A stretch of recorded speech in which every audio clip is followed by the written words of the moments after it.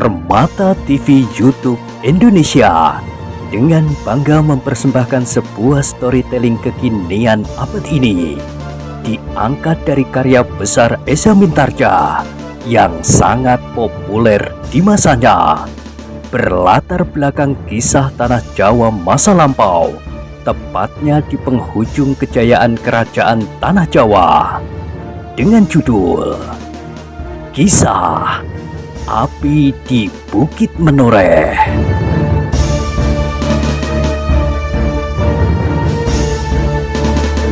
Pada kesempatan yang sangat baik ini, kita masuk pada episode yang ke-410. Selamat menikmati.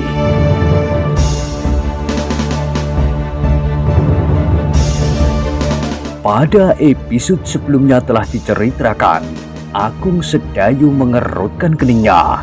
Alasan yang sederhana sekali, sama sekali bukan didasari oleh perhitungan medan yang bakal terjadi apabila mereka menyerang, tetapi sekedar didasari alasan yang sangat sederhana. Namun demikian, dugaan itu masuk akal juga. Apakah kau mempunyai dugaan lain? Agung Sedayu menggeleng. Katanya, aku juga berpendapat demikian. Mereka akan datang di malam hari, tetapi bukan sekedar karena kebiasaan, tetapi mereka pasti menganggap bahwa di malam hari orang-orang di barak kita selalu dibayangi oleh ketakutan. Meskipun seandainya mereka sadar bahwa orang-orang di barak kita tidak lagi takut terhadap hantu-hantu jadi-jadian itu, tetapi kesan yang mereka dapat adalah malam hari yang gelap adalah saat-saat yang menakutkan sekali. Di dalam gelapnya malam, apapun dapat terjadi.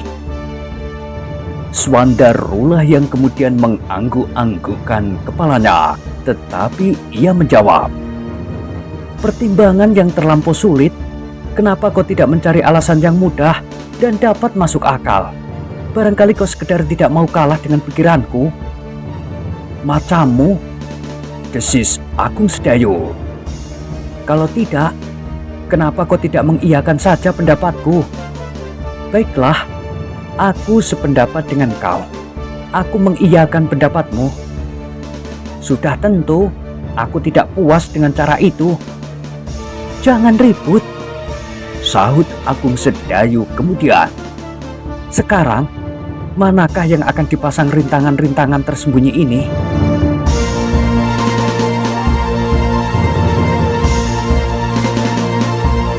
Swandaru mengerutkan keningnya, namun kemudian ia pun mengangguk-angguk. Ya, kita sedang memasang rintangan-rintangan. Setelah mereka menimbang-nimbang sejenak, maka mereka pun menemukan beberapa arah yang menurut perhitungan mereka akan dilalui orang-orang yang akan mendekati barak itu. Kalau sebelum mereka sampai ke tempat itu, maka orang-orang dari barat itu sudah menunjukkan perlawanan. Maka orang-orang yang datang itu pasti akan segera berlari menyerang. Rintangan-rintangan ini akan dapat menahan laju serangan itu dan memberi kesempatan orang-orang yang sedang bertahan menjadi mapan menghadapi lawan-lawan mereka yang berdatangan. Tetapi tidak seperti banjir yang melanda tanggul di tikungan yang dalam. Demikianlah Agung Sedayu dan Swandaru telah merentangkan beberapa utas tali lulup setinggi betis, dan dengan harapan agar lawan mereka mulai terganggu sebelum pertempuran yang sebenarnya mulai. Tanpa mereka sadari, maka kedua orang itu pun menjadi semakin jauh. Haus sekali, desis Swandaru. Agung Sedayu mengangguk-anggukkan kepalanya. Ketika ia memandang sekelilingnya, barulah ia sadar bahwa ia telah berada di tempat yang memang cukup jauh.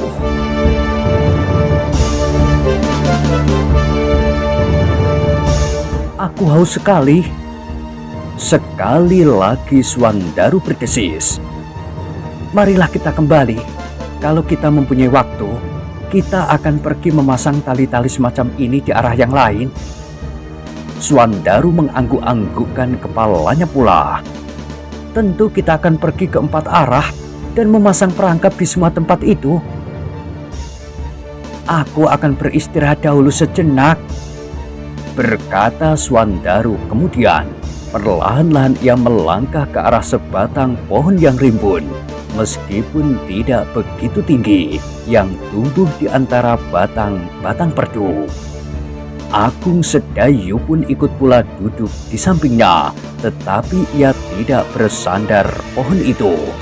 Tiba-tiba saja keduanya terkejut ketika mereka mendengar kuda meringkik. Dengan serta-merta mereka menjatuhkan diri dan berguling menyusup ke dalam batang-batang perdu. Kuda? Aku mendengar ringkik kuda. Benar? Iya, aku juga mendengar. Keduanya pun kemudian bersembunyi semakin rapat. Sambil saling berpandangan mereka mendengar suara derap kuda semakin lama semakin dekat. Keduanya hampir tidak bernafas lagi ketika kuda-kuda itu berhenti beberapa langkah saja di hadapan mereka bersembunyi. Jangan terlampau dekat, berkata salah seorang dari orang-orang berkuda itu. Masih terlampau jauh? Tidak, kita sudah dekat dengan barak itu. Kita tinggalkan kuda-kuda kita di sini. Kita akan melihat apa yang dikerjakan oleh orang-orang di dalam barak itu.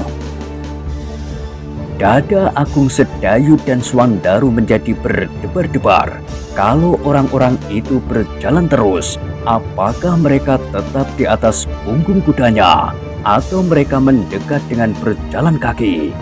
Maka mereka pasti akan melihat rahasia yang baru saja dipasang. Tali-tali lulup yang terentang di antara pepohonan. Apakah kita akan mendekati barak itu sekarang? Iya, jawab kawannya. Baiklah, kita akan berjalan kaki supaya kedatangan kita tidak mereka ketahui. Swandaru menggambit Agung Sedayu yang mulai dibasahi oleh keringat dinginnya.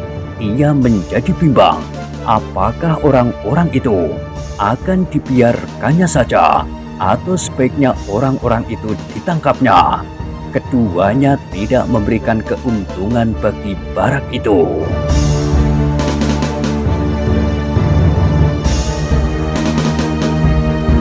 Kalau orang yang datang itu dibiarkannya, mereka akan mengetahui rahasia tentang tali-tali dan barangkali juga mereka akan melihat dari kejauhan orang-orang yang sedang berlatih di halaman barak itu. Tetapi kalau mereka akan ditangkapnya, maka ketidakhadiran mereka kembali ke dalam lingkungan mereka akan dapat menumbuhkan kecurigaan dan persoalan bagi mereka, sehingga mereka akan menjadi lebih berhati-hati dan bahkan akan lebih memperkuat pasukan yang akan datang ke barak ini. Karena baik Agung Sedayu maupun Swandaru yakin bahwa orang-orang itu adalah orang-orang yang dikirim oleh Kiai Damar untuk melihat keadaan.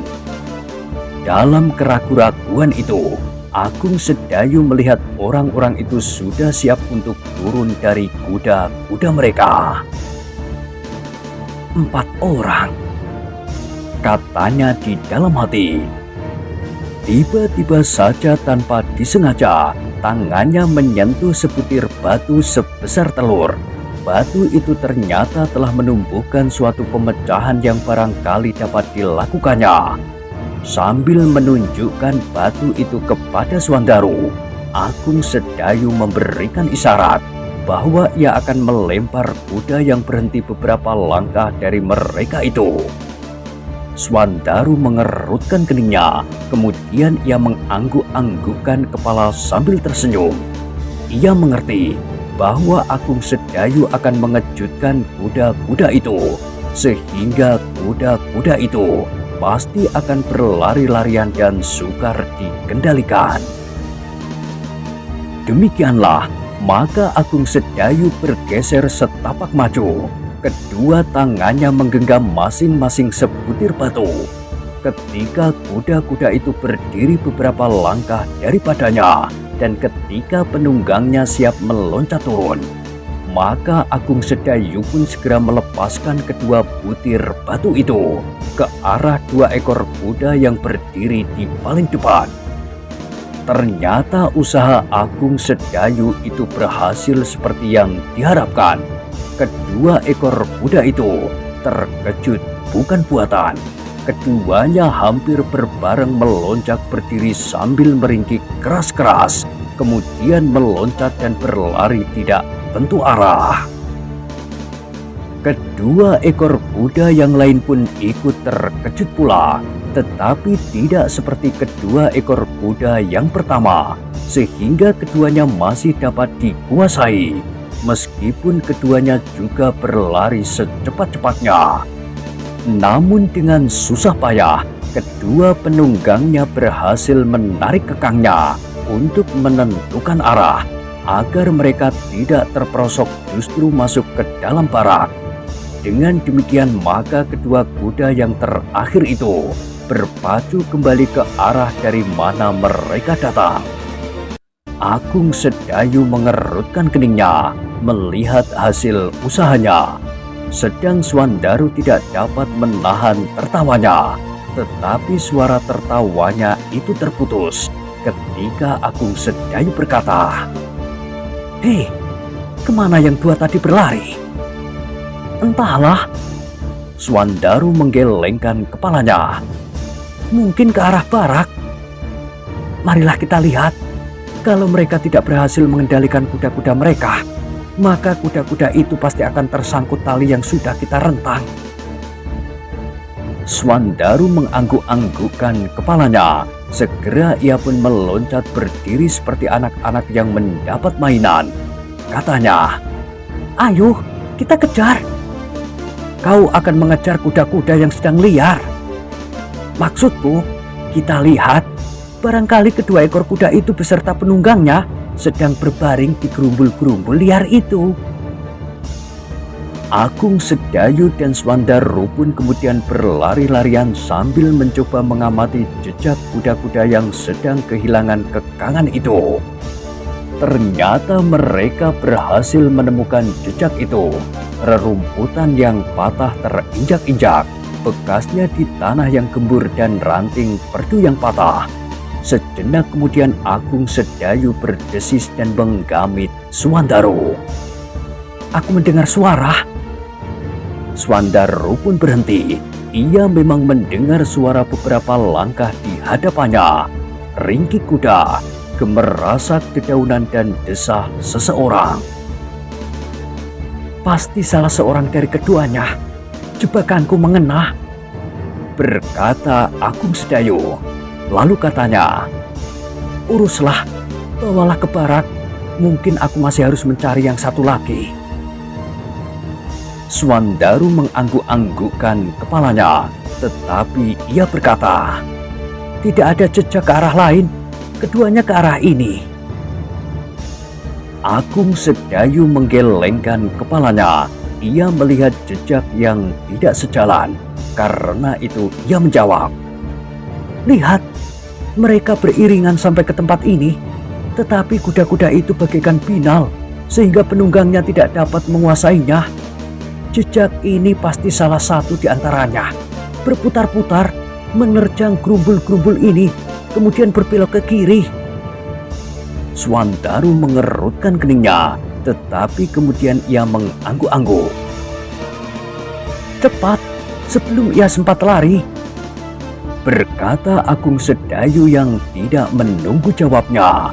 Segera berlari mengikuti jejak kuda yang seekor lagi. Swandaru yang dengan tergesa-gesa mendekati suara ribut itu pun segera meyakini bahwa suara itu adalah suara kuda yang sedang berusaha melepaskan diri dari belitan tali-tali lulupnya. Sedang penunggangnya pun agaknya terpelanting dan terjatuh pula di dekatnya. Ternyata Swandaru telah mendengar orang itu mengumpat-umpat tidak karuan.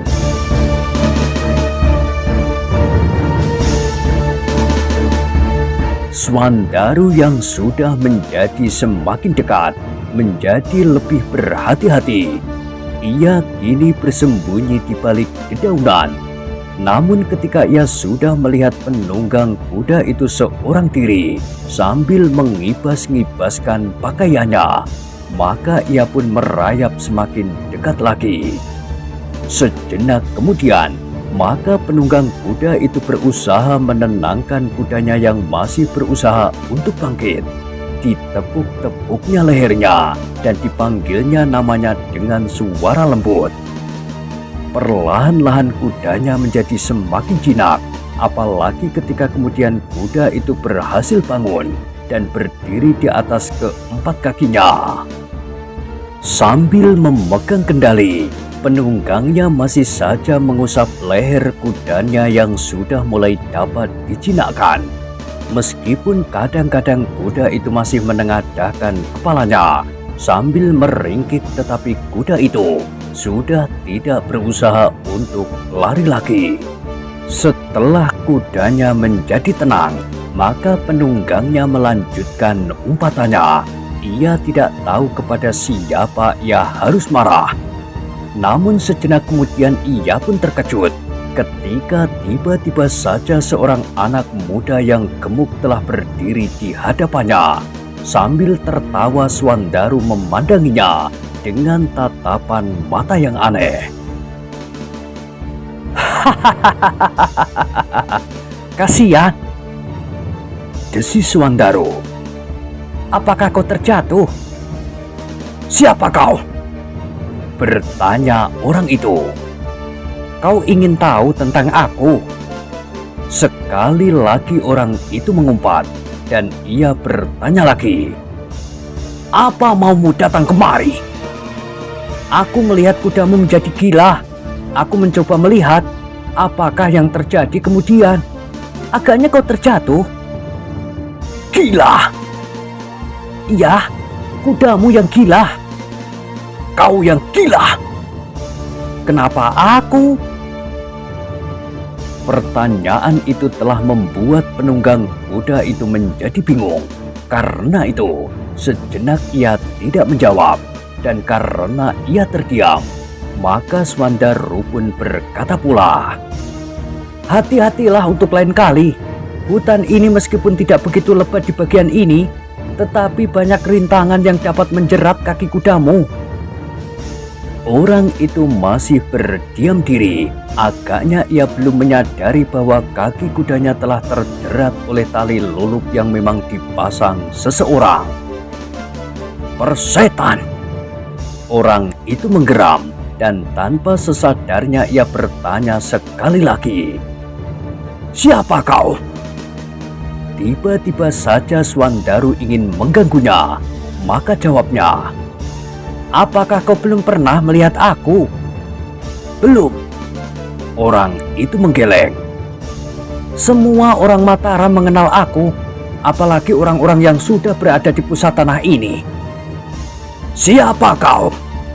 Orang itu tidak sabar. "Jangan membentak-bentak. Aku sedang akan menyebutkan siapa aku ini." "Cepat, sebut namamu." "Aku adalah Sutowijoyo yang bergelar Mas Ngabe Loreng Pasar." Sejenak orang itu terdiam, wajahnya menjadi tegang dan matanya memancarkan sorot yang aneh. Swandaru tertawa di dalam hatinya. Ia menyangka bahwa orang itu terkejut, bahwa tiba-tiba tanpa disangka-sangkanya, ia berhadapan dengan Sutowijoyo. Tetapi dugaan Swandaru ternyata salah. Sambil menuding wajahnya, orang itu berkata, "Jangan mencoba berbohong. Aku sudah mengenal orang yang bernama Sutowijoyo. Sutowijoyo tidak gemuk seperti macammu, meskipun tidak kurus, tetapi tubuhnya langsing seperti kebanyakan orang-orang istana." "Jadi kau tidak percaya?" "Kau benar-benar gila. Aku tidak percaya." "Baiklah, Terserahlah kepadamu. Mungkin kau pernah melihat aku beberapa bulan yang lampau. Aku memang belum segemuk ini. Baru 3 hari aku menjadi gemuk seperti ini.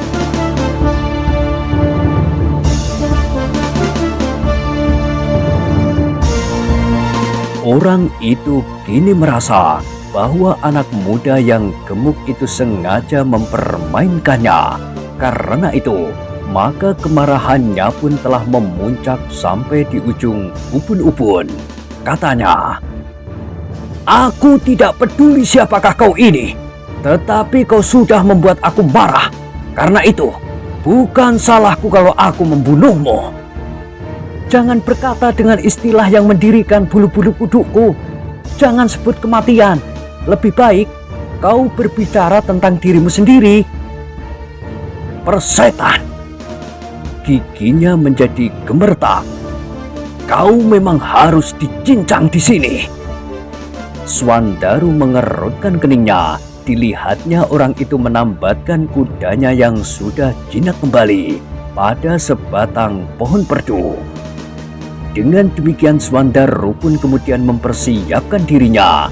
Ia sadar sepenuhnya bahwa setelah menambatkan kudanya, orang itu pasti akan segera menyerangnya. Dugaan Swandaru itu sama sekali tidak salah. Dengan wajah yang merah padam, orang itu melangkah setapak demi setapak mendekatinya. "Apakah kau orang dari barak itu?" Orang itu menggeram. "Iya," jawab Swandaru. "Adalah kebetulan sekali. Agaknya kau terlibat juga dalam kejahatan yang dilakukan oleh orang-orang barak itu atas anak buah Kiai Damar." Swandaru mengerutkan keningnya dan ia pun bertanya, "Apakah kau bukan anak buah Kiai Damar?" Orang itu menggelengkan kepalanya. Jawabnya, "Aku datang atas permintaan Kiai Damar. Barangkali tidak ada salahnya kalau kau tahu serba sedikit tentang aku sebelum kau mati." "Iya, aku ingin mendengar." "Sudah kau dengar, aku bukan anak buah Kiai Damar."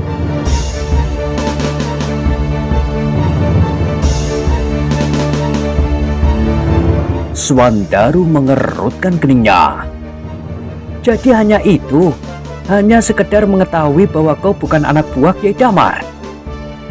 "Itu sudah cukup. Sekarang kau akan mati." Swandaru mengangguk-anggukkan kepalanya. Katanya, "Sekarang aku tahu.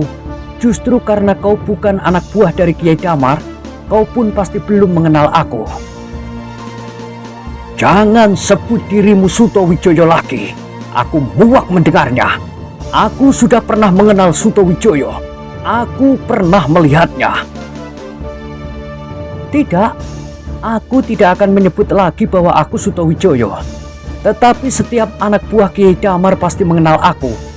Karena aku pernah berkelahi melawan mereka dan Kiai Damar."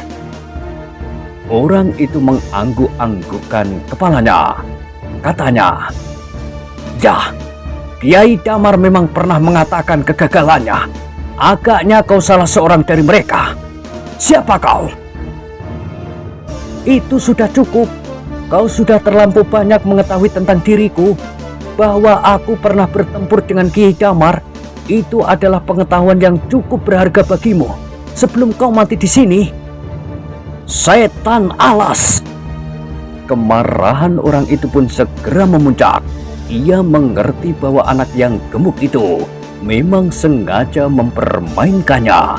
Karena itu, tanpa berkata sepatah kata pun lagi, ia langsung menyerang Swandaru dengan garangnya. Swandaru yang selalu berhati-hati sama sekali tidak terkejut menerima serangan itu. Karena itu ia pun segera menghindarkan dirinya. Tangan orang itu terayun tidak lebih dari sejengkal dari pipinya. Namun yang mengejutkan Swandaru adalah desing tangan itu. Dengan demikian ia dapat menjajaki betapa besar kekuatan lawannya. Sehingga dengan demikian ia pun harus menjadi semakin berhati-hati menghadapinya. Sejenak kemudian maka mereka pun terlibat dalam perkelahian yang sengit. Orang itu berusaha untuk mengalahkan Swandaru secepat-cepatnya karena ia sadar bahwa ia sudah berada di dekat barat yang ingin diamatinya. Ringkik kudanya mungkin dapat didengar dari barak, dan itu berarti memanggil 1-2 orang dari mereka. Kalau yang datang Sutowijoyo sendiri, maka ia tidak akan dapat pergi lagi dari tempat itu dan kembali kepada induk gerombolannya.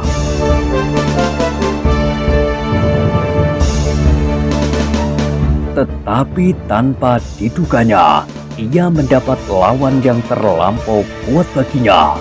Swandaru yang telah dapat menilai kekuatan lawannya tidak mau mengambil akibat buruk daripadanya, sehingga ia pun telah bertempur bersungguh-sungguh.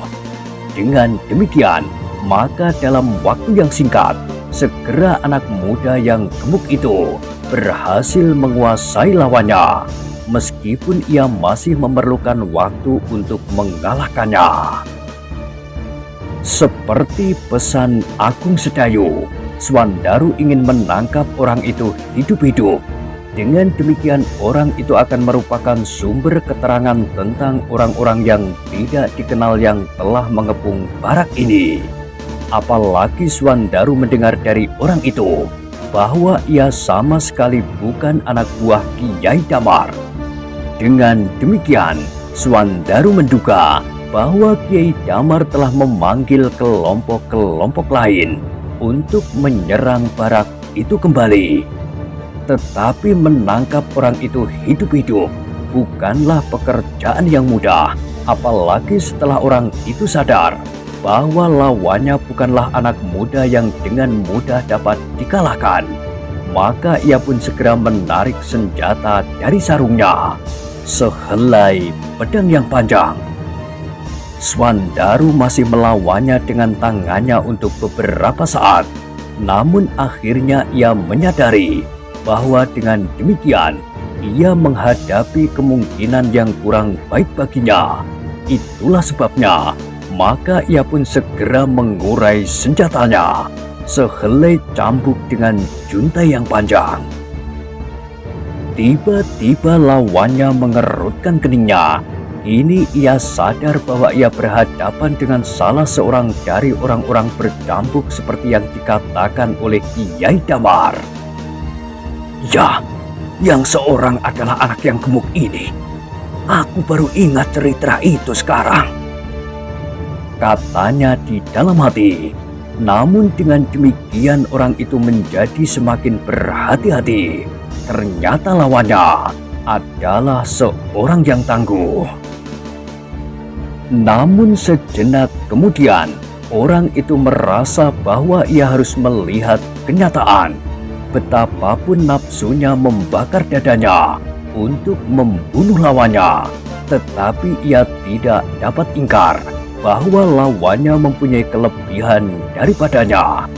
Karena itu maka orang itu terpaksa berpikir apakah yang sebaiknya dilakukannya. Ia sudah tidak mempunyai harapan lagi untuk menang, tetapi sudah tentu bahwa ia tidak akan bersedia menyerahkan dirinya, sebab ia sadar akibat apa yang dapat timbul apabila ia jatuh ke tangan para pengawal tanah Mataram ini.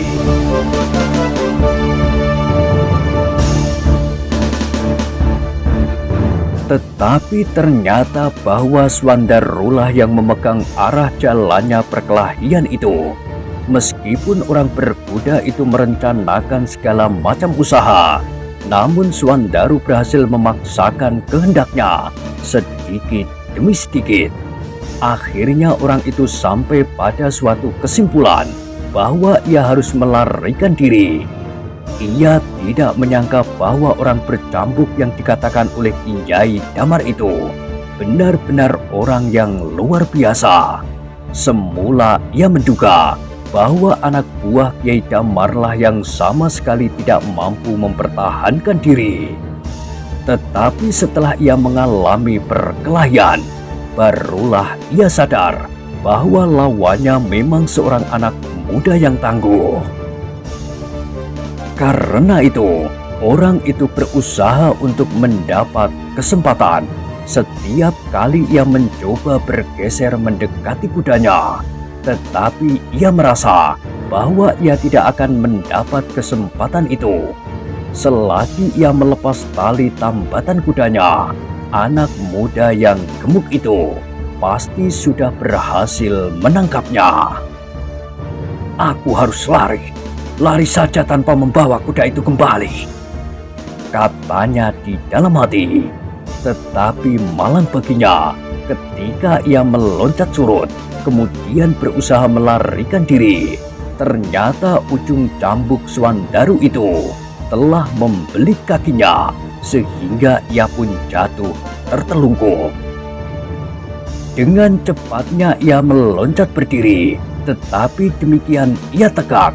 Tangan Swandaru telah menerkam pergelangan tangannya dan memilihnya ke belakang, sehingga tangan itu tidak lagi dapat mempertahankan genggaman senjatanya.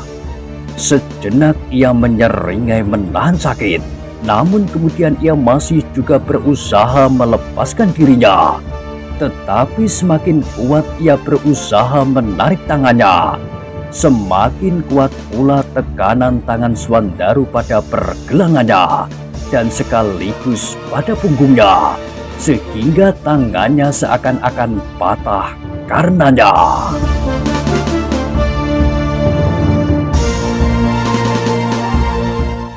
Nah, bagaimanakah kisah selanjutnya? Silahkan ikuti terus kisah Api di Bukit Menoreh pada episode berikutnya. Sampai jumpa.